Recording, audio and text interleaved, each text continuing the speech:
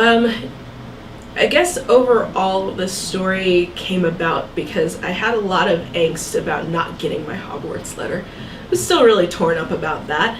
And so I guess it's a I'm forever salty about being a muggle sort of thing. But I had the idea of what if magic was biological for everyone? What if it started out that everybody had a little bit of magic?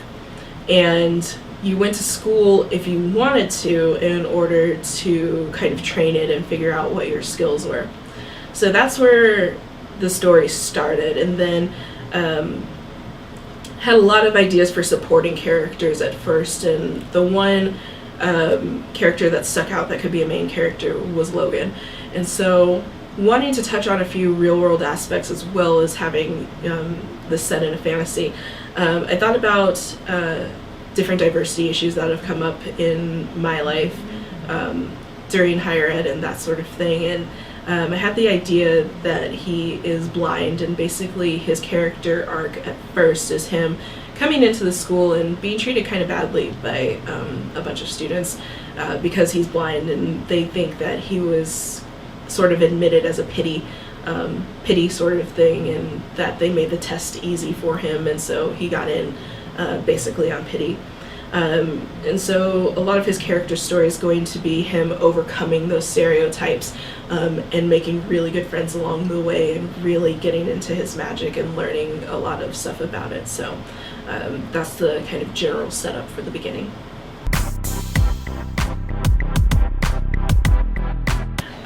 I decided, instead of doing sort of the normal steampunk set in Britain, just in a different time period, alternate universe sort of thing, I wanted to take this and make a completely different fantasy kingdom or land city.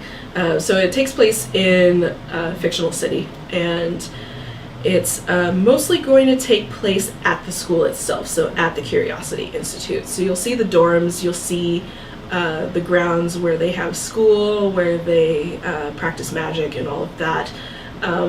But part of Logan's story is a lot about the friends he makes, and so you will get to go see where he lives and his family. You'll get to meet Rollins, his best friend, and see his family, so you'll get to see another part of the city. So as you go through the story, you will get to not only see the school, but slowly branch out to see the overall environment of the city we've created.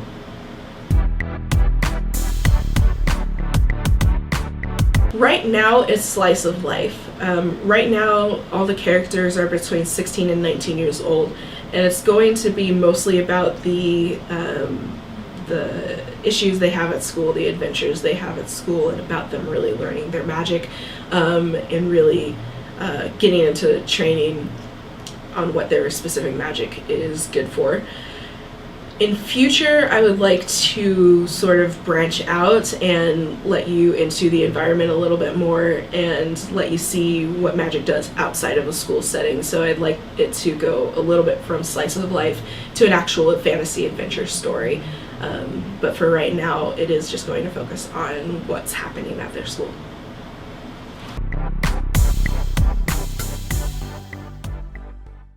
Well, the first thing is that I just really love reading steampunk. Like, I love it. It's one of my favorite genres.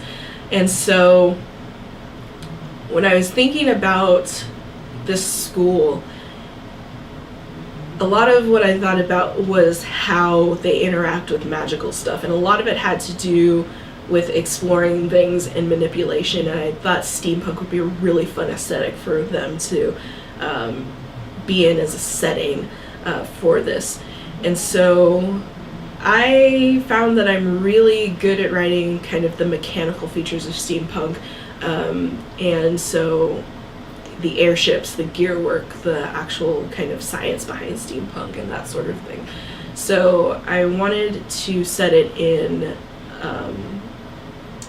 sort of a different setting from the Great Britain stories that you might see more frequently, and do it a little bit differently so I could take kind of the mechanics and apply it to the story and not have to stick strictly to a specific timeline for it. But overall, it's just a really, really fun genre to write, and I thought that my characters could have some fun on an airship every once in a while.